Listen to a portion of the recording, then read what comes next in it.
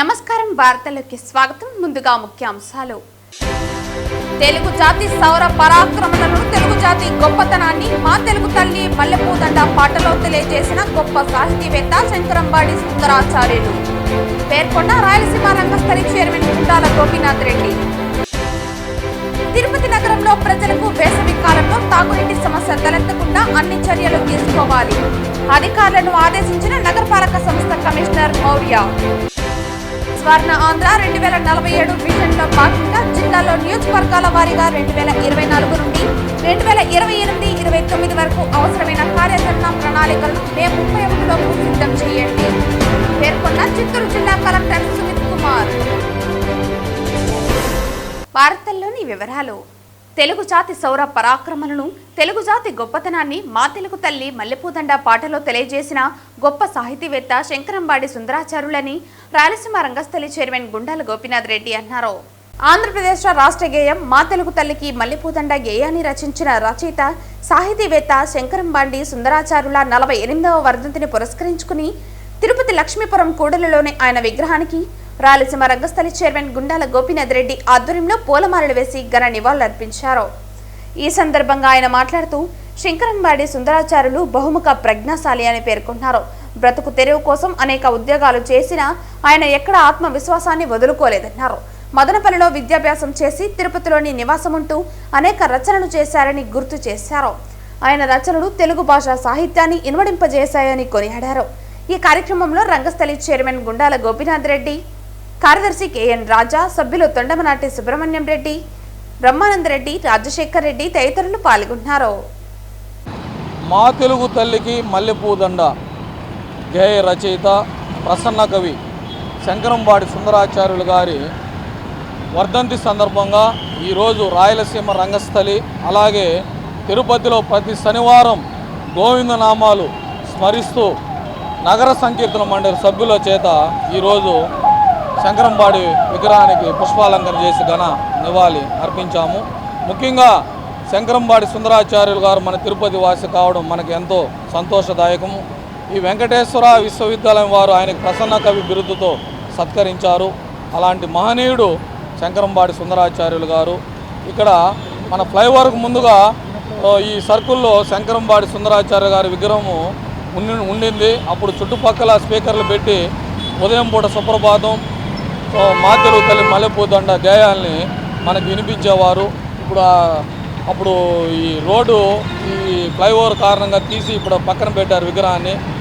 మరలా స్పీకర్లు పెట్టి ఉదయం పూట సుప్రభాతాలు అవి వినిపిస్తే బాగుంటుంది ప్రభుత్వానికి, తిరుమల తిరుపతి దేవస్థానం వారికి విజ్ఞప్తి చేస్తుంది. తిరుపతి నగరంలో ప్రజలకు వేసవి కాలంలో తాగునీటి సమస్య తలెత్తకుండా అన్ని చర్యలు తీసుకోవాలని నగరపాలక సంస్థ కమిషనర్ మౌర్య అధికారులను ఆదేశించారు. నగరపాలక సంస్థ పరిధిలోని 17 వార్డులో గల దాసరి మఠం, పళని థియేటర్ నందు తదితర ప్రాంతాల్లో మంగళవారం ఉదయం హెల్త్, ఇంజనీరింగ్ అధికారులతో కలిసి కమిషనర్ పారిశుద్ధ్య పనులను పరిశీలించారు. ఈ సందర్భంగా కమిషనర్ మాట్లాడుతూ పలు చోట్ల బోరు మరమ్మతులు చేయించాలని ప్రజలు కోరుతున్నారని అన్నారు. వినియోగంలో లేని బోర్లలోని నీరు తాగడం వలన వ్యాధులు సోకే అవకాశం ఉందన్నారు. వినియోగిస్తున్న వాటిని మరమ్మతులు చేయించాలని అన్నారు. అలాగే ప్రజలకు సురక్షితమైన నీరు అందించేలా అధికారులు చూడాలని అన్నారు. ఎండాకాలంలో తాగునీటి ఎద్దడి రాకుండా చూడాలని అన్నారు. పారిశుద్ధ్య పనులు మెరుగ్గా చేపట్టాలని అధికారులను ఆదేశించారు. ప్రతి వీధికి, ఇంటికి చెత్తబండి వెళ్లి తడి, పొడి చెత్త వేరువేరుగా సేకరించాలని అన్నారు. కమిషనర్ వెంట మున్సిపల్ ఇంజనీర్ తులసి కుమార్, హెల్త్ ఆఫీసర్ డాక్టర్ యువ Anvesh, DE Mahesh, ACP Balaji, revenue officer Ravi తదితర అధికారులు పాల్గొన్నారు.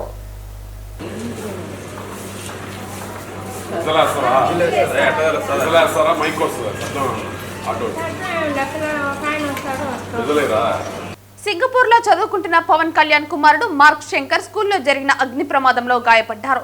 మార్క్ శంకర్ త్వరగా కోలుకోవాలని జనసేన నగర అధ్యక్షులు రాజారెడ్డి ఆధ్వర్యంలో శ్రీవారి పాదాల మండపం వద్ద కొబ్బరికాయలు కొట్టి శ్రీవారిని ప్రార్థించారు.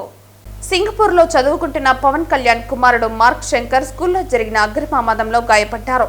మార్క్ శంకర్ త్వరగా కోలుకోవాలని జనసేన నగర అధ్యక్షులు రాజారెడ్డి ఆధ్వర్యంలో శ్రీవారి పాదాల మండపం వద్ద కొబ్బరికాయలు కొట్టి శ్రీవారిని ప్రార్థించారు. అగ్ని ప్రమాదంలో మార్క్ శంకర్ గాయపడటం పవన్ కళ్యాణ్ లక్షలాది అభిమానులను తీవ్రంగా కలిచివేసిందని రాజారెడ్డి తెలిపారు. మార్క్ శంకర్ త్వరగా కోలుకోవాలని శ్రీ వెంకటేశ్వర స్వామిని ప్రార్థించినట్లు తెలిపారు. ఈ కార్యక్రమంలో జనసేన నాయకులు హరిశంకర్, అన్నారెడ్డి, యువరాజ్ రెడ్డి, బాబ్జీ, కీర్తన తదితరులు పాల్గొన్నారు.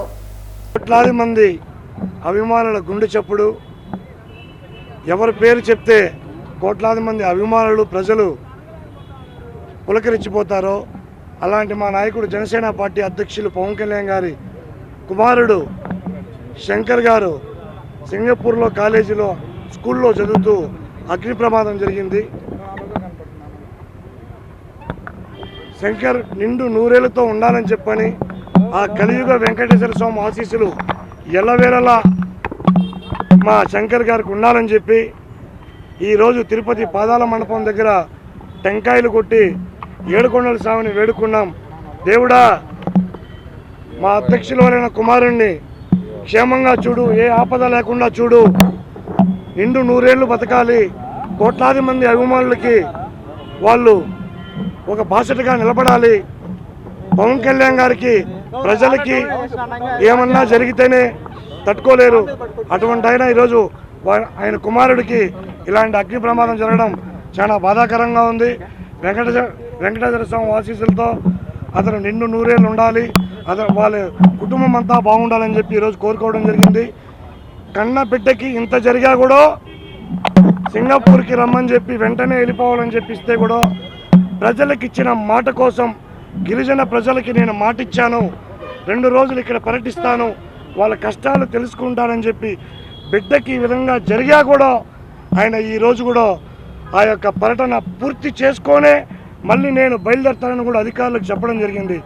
దీన్ని బట్టి మీరు అర్థం చేసుకోండి ప్రజలారా, ప్రజల పట్ల పవన్ కళ్యాణ్ గారికి ఉన్నటువంటి విశ్వాసం ఏంటనేది.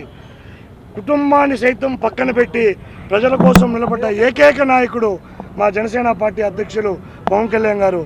ఆయనకి, ఆయన కుటుంబ సభ్యులకి, ఆయన కుమారులకి అందరికీ కలియుగ వెంకటేశ్వర స్వామి ఆశీస్సులు ఎల్లవేళలా ఉండాలని చెప్పి మనస్ఫూర్తిగా కోరుకుంటూ ధన్యవాదాలు. స్వర్ణాంధ్ర 2047 విజన్ లో భాగంగా జిల్లా స్వర్ణతో ముఖాభివృద్ధికి నియోజకవర్గాల వారీగా స్వల్ప మరియు దీర్ఘకాలిక కార్యాచరణ ప్రణాళికలు సిద్ధం చేయాలని చిత్తూరు జిల్లా కలెక్టర్ సుమిత్ కుమార్ పేర్కొన్నారు. జిల్లా సచివాలయంలోని సమావేశ మందిరంలో 2024 నుండి 2028-29 వరకు అవసరమైన కార్యాచరణ ప్రణాళికలు సిద్ధం చేయడంపై నియోజకవర్గ ప్రత్యేక అధికారులతో జిల్లా కలెక్టర్ జేసీ విద్యాధరి, డిఎఫ్ఓ భరణిలతో కలిసి సమావేశం ఏర్పాటు చేశారు.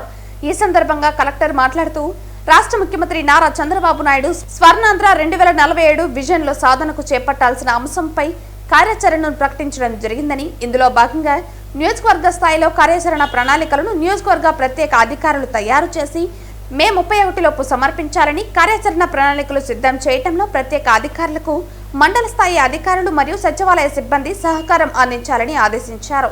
నియోజకవర్గంలో చేపట్టవలసిన అభివృద్ధి సంక్షేమ కార్యక్రమాల వివరాలతో కూడిన డాక్యుమెంట్ను తయారు చేసి అందుకు అనుగుణంగా లక్ష్యాలను నిర్దేశించుకుని పనిచేయాలన్నారు.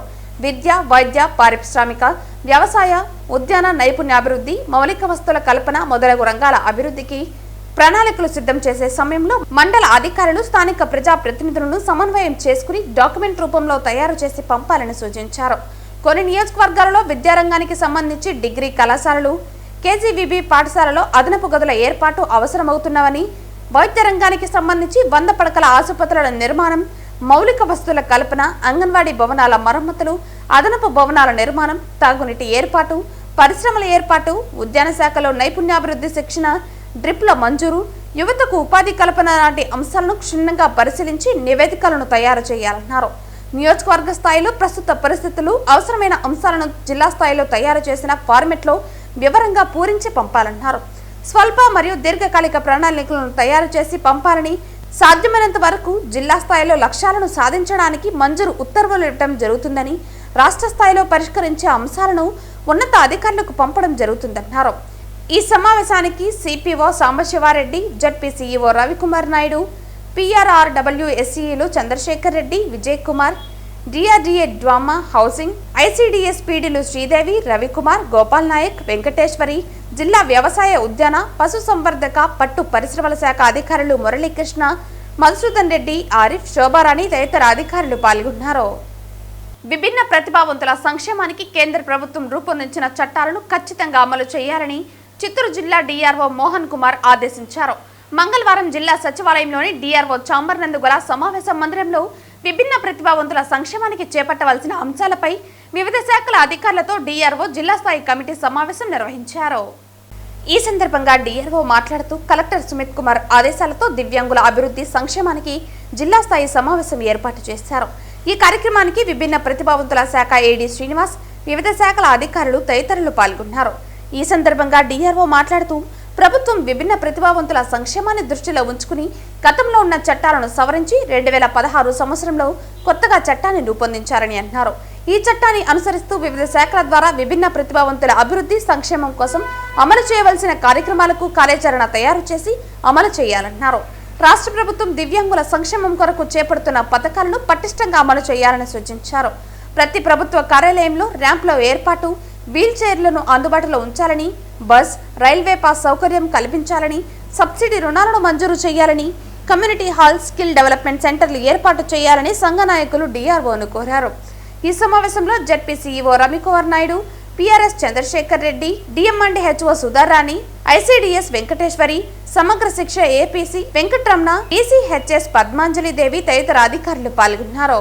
సో కొత్త చట్టం అమల్లోకి వచ్చిన తర్వాత అన్ని రాష్ట్రాలు కూడా దానికి సంబంధించినటువంటి ఆ యాక్ట్ ప్రకారం, ఇది సెంట్రల్ యాక్ట్, ఈ సెంట్రల్ యాక్ట్ని బేస్ చేసుకున్న తర్వాత ప్రతి రాష్ట్రం కూడా దాని తాలూకు రూల్స్ ఫ్రేమ్ చేసుకొని ఆ యాక్ట్కు అనుగుణంగా ఇంప్లిమెంటేషన్ ప్రాసెస్లోకి రంగంలోకి దిగడం జరిగింది. మన రాష్ట్రం కూడా 2023లో దీనికి సంబంధించిన రూల్స్ అన్ని కూడా ఫ్రేమ్ చేసుకోవడం జరిగింది. ఆ రూల్స్ ప్రకారం మనం వివిధ డిపార్ట్మెంట్ తాలూకు ఒకసారి మీటింగ్ పెట్టడం జరిగింది. లాస్ట్ అప్పుడున్నటువంటి డీజీఎం కలెక్టర్ గారైనటువంటి షణ్మోహన్ గారి పీరియడ్లో ఒక మీటింగ్ ఆర్గనైజ్ చేయడం జరిగింది. ఇవాళ మళ్ళీ ఒక సెకండ్ మీటింగ్ పెట్టుకొని చాలా పకడ్బందీగా దానికి సంబంధించిన విధి విధానాలు చూసుకొని మనం ఏం చేయాలి, ఇక్కడ ఉన్నటువంటి గౌరవ సభ్యులు డిస్ట్రిక్ట్ లెవెల్ కమిటీలో ఆల్రెడీ ఒక కమిటీని కాన్స్టిట్యూట్ చేశారు. అప్పుడే 2023లో రూల్స్ ఫ్రేమ్ చేసిన తర్వాత ఒక కమిటీని కాన్స్టిట్యూట్ చేశారు. ఆ కమిటీలో కలెక్టర్ గారు, ప్రతి జిల్లాకు సంబంధించిన ఆ జిల్లా కలెక్టర్ గారు చైర్మన్ గారు, దీంట్లో ఉన్నటువంటి ఎస్పీ గారు, అలాగే డీసీహెచ్ఎస్ గారు, డిఎంహెచ్ఓ గారు, ఇలాగా వివిధ రకాలైనటువంటి అన్ని శాఖల వాళ్ళని కూడా దీంట్లో సభ్యులుగా పెట్టి, వీళ్ళు కాకుండా కొంత బయట నుంచి కూడా ఒక 4-5 పర్సన్స్ రిప్రజెంటేటివ్ వాళ్ళని కూడా తీసుకొని ఆర్గనైజేషన్స్లో బాగా అనుభవం ఉన్న వాళ్ళని, అట్లాగే ఈ డిఫరెంట్లీ ఏబుల్డ్ కేటగిరీకి ఉన్నటువంటి కొంత ఎక్స్పర్ట్ నాలెడ్జ్ ఉన్నటువంటి పర్సన్స్ కూడా దీంట్లో సభ్యులుగా పెట్టి అందరి అభిప్రాయాన్ని తీసుకుంటూ ఎక్కడైనా ఏదైనా ఇష్యూస్ ఉన్నా వాటిని కమిటీలో చర్చించుకొని సంబంధిత డిపార్ట్మెంట్ వాళ్ళు కూడా దీంట్లోనే ఉన్నారు కాబట్టి మనం ఏం చేయాలన్న కార్యాచరణ లాంటిది.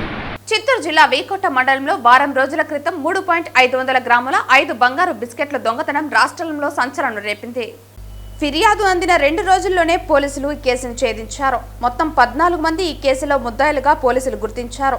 నిన్న చిత్తూరు ఎస్పీ మణికంఠ చందోలు ఆధ్వర్యంలో 4 ముద్దాయిలు మీడియా ముందుకు తీసుకువచ్చారు.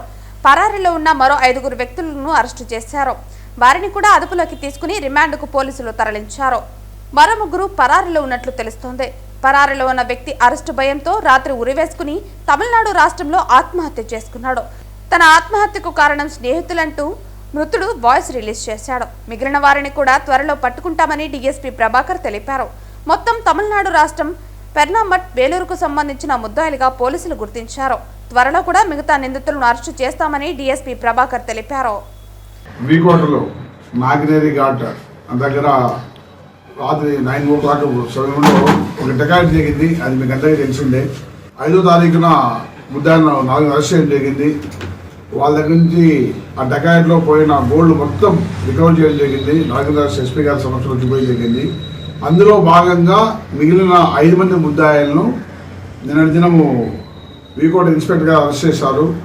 వేదాలం, పటాసు, రంజిత్, దీపక్ చక్రవర్తి, సురవేల్, ఈ 5 మంది కూడా ఈ కేసులో పాల్గొన్నవారు. వాళ్ళందరినీ అరెస్ట్ చేసి ఈరోజు రిమాండ్ పంపించండి. ఇంకా కూడా 4 ఉన్నారు. ఆ 4 కూడా ఒకసారి వెరిఫై చేసి ఒక తొందరలో అరెస్ట్ చూపిస్తారు. సార్ వీళ్ళ నుంచి ఎంత గోల్డ్ రికవర్ చేశారు సార్? గోల్డ్ మొత్తం రికవరీ, ఇంటాక్ట్ గోల్డ్ అప్పుడే A1 దగ్గరనే రికవరీ అయిపోయింది. వీళ్ళందరూ కూడా అమ్ముకున్న తర్వాత తగిన ప్రాసిక్యూషన్ చెప్పారు. వీళ్ళకి ఇంకా ఏం ముట్టలేదు.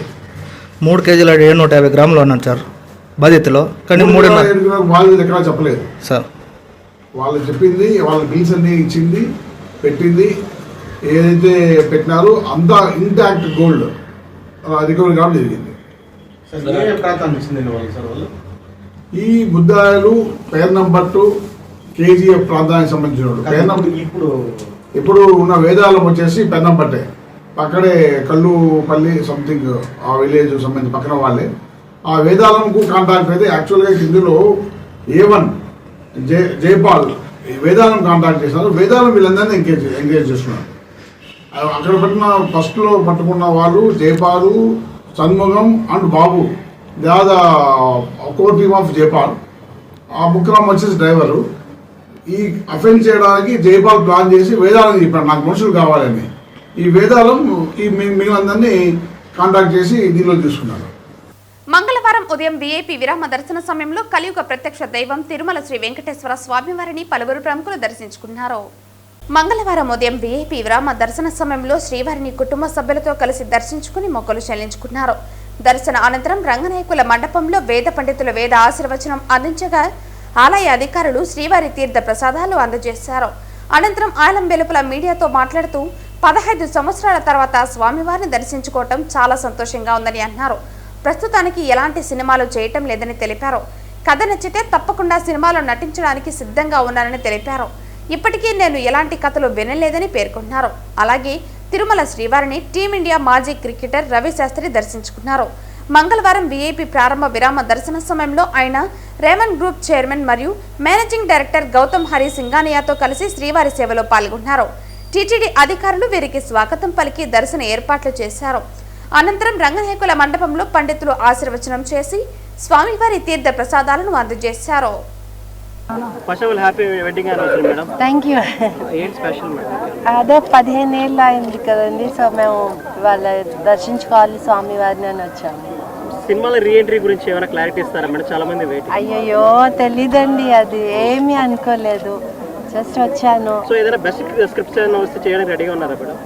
మంచిది, నాకు నచ్చేటి వస్తే చేస్తానండి తప్పకుండా. మేము సినిమాలోనే పుట్టి ఇక్కడే పెరిగాం కాబట్టి సో మాకు సినిమానే లైఫ్. సో మంచి క్యారెక్టర్స్ వస్తే మంచి డెఫినెట్గా నేను చేస్తాను. రీసెంట్ టైమ్స్లో ఏమన్నా స్క్రిప్ట్స్ మీ దగ్గరకు వచ్చాయి? నేను ఇప్పుడు దాకా ఏమీ వినలేదండి, జస్ట్ నాకు ఒక ప్రోగ్రాంలో అడిగారు కాబట్టి వచ్చాను, ఇక్కడ ఉన్నాను కాబట్టి. బట్ లేకపోతే ఇంకా ఏం అనుకోలేదు, ఏది అనుకొని రాలేదు కదండి ఫస్ట్, సో అట్లానే ఏమీ అనుకోలేదు. వార్తలు ముగించే ముందు ముఖ్యాంశాలు మరోసారి. తెలుగు జాతి సౌర పరాక్రమణను, తెలుగు జాతి గొప్పతనాన్ని మా తెలుగు తల్లి మల్లెపూదండ పాటలో తెలియజేసిన గొప్ప సాహితీవేత్త శంకరంబాడి సుందరాచార్యులు పేర్కొన్న రాయలసీమ రంగస్థలి చైర్మన్ గుండాల గోపీనాథ్ రెడ్డి. తిరుపతి నగరంలో ప్రజలకు వేసవి కాలంలో తాగునీటి సమస్య తలెత్తకుండా అన్ని చర్యలు తీసుకోవాలి, అధికారులను ఆదేశించిన నగరపాలక సంస్థ కమిషనర్ మౌర్య. స్వర్ణ ఆంధ్ర 2047 విజన్లో భాగంగా జిల్లాలో నియోజకవర్గాల వారీగా 2024 నుండి 2028-29 వరకు అవసరమైన కార్యాచరణ ప్రణాళికలను మే 31లోపు సిద్ధం చేయండి పేర్కొన్న చిత్తూరు జిల్లా కలెక్టర్ సుమిత్ కుమార్.